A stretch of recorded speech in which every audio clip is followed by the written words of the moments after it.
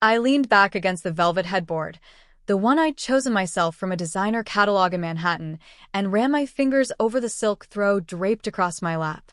Outside my window, the skyline shimmered in the late afternoon light, glass towers catching the sun like they were made for me. Funny how a view like this can make you forget where you started, until your phone buzzes and the past comes calling. I glanced at the screen. Linda Walker. The name hit me like a ghost slipping into the room. I hadn't heard from her in almost 8 years. She used to be the woman who could make me feel small with just a raised eyebrow, and now she was calling me. I let it ring twice before answering. Her voice trembled, but not with the anger I remembered. "Emily, we need to talk. It's about the house." I closed my eyes for a moment, letting the words sink in. The house. Their house. The one that used to hold my bed, until they decided I didn't deserve even that.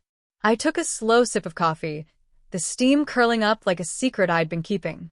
"Sure, Linda," I said, my voice calm, almost amused. "Let's talk about the house." If only she knew that conversation would end very, very differently than she expected. I was 21 the night they took my bed. It wasn't dramatic at first, just Linda's clipped voice calling me into the living room.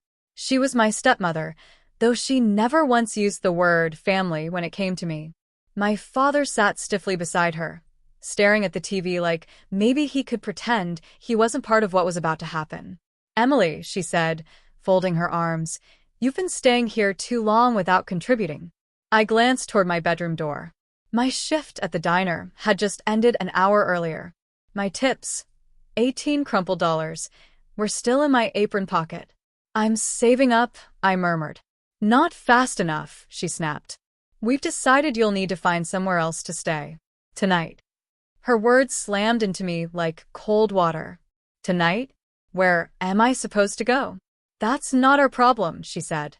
"Your bed is already gone. We moved it to the garage this afternoon." My throat tightened. I pushed past them, into my room. The mattress, my one little island of comfort, was gone. In its place sat boxes of their Christmas decorations. The air smelled faintly of cinnamon candles, like they'd been planning this for a while. I felt my hands shaking. My father still wouldn't look at me. "You can stay with a friend," he muttered. That's when I noticed the small, crocheted blanket draped over my desk chair. It had belonged to my grandmother, the only person who'd ever believed I could be something. I could still hear her voice from years ago. "A bed is just wood and fabric, Emmy. What you build for yourself, that's forever." I folded the blanket carefully, tucking it under my arm. If I was leaving, I was taking at least one thing that felt like mine. When I stepped out into the night, the cold air bit my cheeks, but it also jolted me awake. I had nothing, not a place to sleep, not a plan, but I knew one thing. I would never give them the satisfaction of seeing me beg to come back. That night, with my grandmother's blanket as my pillow, I made myself a promise. One day, they'd need me more than I ever needed them. I crashed on a friend's couch for the first 3 weeks. It wasn't glamorous. Her apartment was above a noisy bar, the kind of place where the floorboards vibrated at 2 a.m. when the jukebox got going, but it was warm, and I could keep my few belongings in a duffel bag under the sofa. I worked double shifts at the diner, then picked up weekend hours at a thrift store. Every night, I'd curl up under my grandmother's blanket, scrolling through job postings on my cracked phone screen. I didn't just want another paycheck. I wanted something I could grow into a way out. That's when I met Margaret Pierce. She came into the diner one Wednesday afternoon, ordered black coffee, and left me $100 tip with her business card tucked under the receipt. She was a real estate broker, sharp eyes, expensive heels, and a voice that could fill a boardroom without ever sounding rushed. When I called her the next day to thank her, she said, "Emily, I saw something in you yesterday. If you're willing to learn, I'm willing to teach." I didn't hesitate. I studied real estate every night, learning contracts, zoning laws, mortgage terms. Margaret pushed me hard, mock negotiations, client calls, walking me through properties in the dead of winter just so I'd learn to see a building's bones, not just its wallpaper. The first 6 months were brutal. I lost deals. Clients doubted me. More than once, I stared at my reflection in a bathroom mirror and whispered, Maybe they were right about me. But then I touched the soft yarn of that blanket draped over my desk chair, and remember, what you build for yourself, that's forever. My first win was small, a couple buying their starter home in a quiet suburb. The commission check wasn't huge, but it covered my own apartment deposit. From there, it snowballed. I took on commercial properties, learned to spot undervalued buildings, negotiated like my life depended on it, because in a way, it did. Within 4 years, I had my broker's license. By year 6, I was flipping entire apartment complexes. Through it all, I stayed quiet on social media. My updates were vague, sunset pictures, coffee cups, an occasional shot of my desk. If anyone from my past stumbled across my profile, they'd see nothing more than a woman keeping busy. But I was building something bigger than busy. I was building an empire one property at a time. And I kept one particular listing in my back pocket, their house. Linda and my father had refinanced twice in the last decade. I knew the mortgage terms better than they did. When the opportunity came to buy the debt from the bank, I signed the papers without a flicker of hesitation. They didn't know it yet, but the bed they'd taken from me was nothing compared to the roof I now owned over their heads. The knock on my office door was hesitant, almost polite. Nothing like the clipped tone Linda used to use when summoning me to a lecture. When I called, "Come in," she stepped inside, looking smaller than I remembered. Her hair was thinner, her lipstick too bright for the gray tone in her skin. My father trailed behind her, his shoulders hunched as though he'd been carrying the weight of something heavy for far too long. "Emily," she said, clutching her purse like it might shield her. "We were having some financial trouble."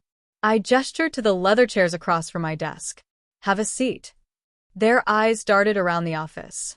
Floor-to-ceiling windows framed the city skyline, sunlight spilling across polished oak floors. A framed certificate with my broker's license hung beside photos of smiling clients shaking my hand.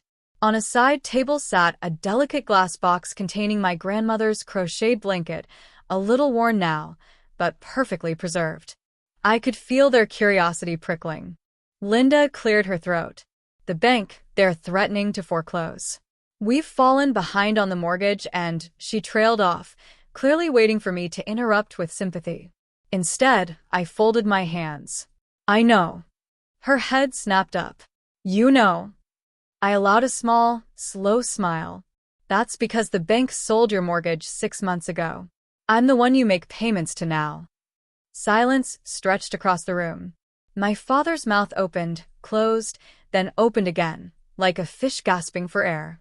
Linda blinked rapidly, color draining from her face. You own our mortgage?" she whispered. "Technically," I said, leaning back. "I own the house. You're just renting from me until it's paid off. Or not paid off." I let that sink in, the pause deliberate, my tone calm but unyielding. They both stared at me like they were seeing me for the first time. Gone was the girl who'd tiptoed through their hallway, afraid of taking up space. The woman in front of them owned the very space they lived in. "How could you?" Linda began, but I cut her off gently. "How could I?" "Well, let's see, you took my bed when I had nowhere else to go. You told me it wasn't your problem. And you were right. It wasn't your problem then. And this," I gestured toward them, "isn't mine now.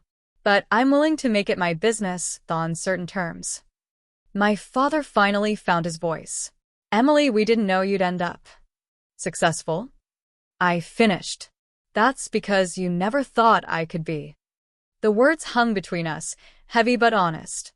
Outside, the faint hum of traffic filled the silence. I watched them both, Linda's lips pressed thin, my father's gaze fixed on the floor. I could have ended it there. I could have told them to pack up and leave. But I remembered that night on my friend's couch, the smell of stale beer rising through the floorboards, my grandmother's blanket keeping me warm.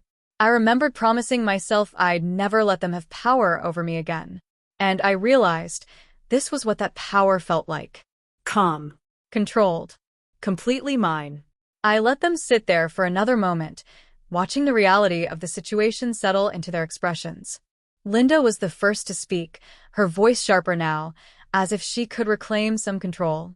"So, what do you want from us?" I met her gaze evenly. "First, you'll keep making the payments, on time, every month. No excuses. Second, you'll maintain the property. That means fixing what's broken, keeping the lawn trimmed, painting when it's needed. And third, I leaned forward slightly. You're both going to work. Real work. No drifting through the days waiting for someone else to carry the weight. Linda scoffed. I've never worked a day in my life. Exactly, I said, my tone light but unshakable. It's time to start. You've got skills, even if you don't think you do. And you? I turned to my father. You'll pick up shifts again. Something steady. You're both capable of more than you've been doing. My father frowned. Why are you doing this? If you wanted revenge, you could just. This isn't revenge, I said. Revenge is petty. This is terms. You treated me like I didn't belong under your roof. Now, I own that roof.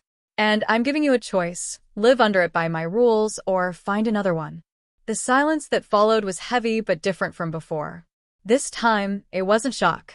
It was the first stirrings of recognition that I wasn't bluffing. I'll also require a personal update every month, I added. Not about the house, about you. What you're doing, what you're learning, how you're changing. If you miss a payment or a report, the deal's off. Linda's jaw tightened. My father nodded slowly, almost with relief. You're serious, he said. Dead serious. I softened my tone just slightly. Look, I'm not doing this to punish you. But I won't enable the same patterns that pushed me out in the first place. You can change. Whether you will, that's on you. I slid 2 sheets of paper across the desk. The first was the payment schedule. The second was the list of conditions I'd just read aloud. Sign these before you leave. I'll keep a copy, and so will you. We'll treat this like any other business agreement. Clear terms, no misunderstandings. Linda hesitated, then picked up the pen. Her signature was quick, almost defiant. My father took longer, his hand shaking slightly as he wrote his name. When they stood to leave, Linda glanced once more at the blanket in the glass box. She didn't say anything, but her eyes lingered on it. Maybe she remembered the night she took my bed. The first few months were rocky. Payments came late once or twice, but I charged the late fees without hesitation. Linda grumbled through our monthly updates at first, speaking in clipped, defensive sentences.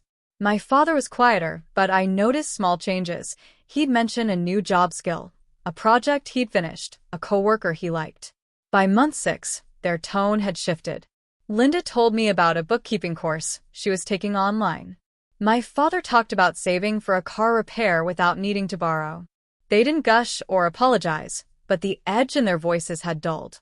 I didn't fool myself into thinking we'd ever be the picture of a happy family. But I could see something I hadn't expected, a flicker of respect. One Sunday afternoon, I visited the house. It looked better than it had in years. Fresh paint on the shutters, the lawn trimmed neatly, even flowers planted along the walkway. Linda met me at the door, still guarded, but there was no hostility in her eyes. Inside, I noticed the empty space in the garage where my bed had once been shoved. The memory didn't sting the way it used to.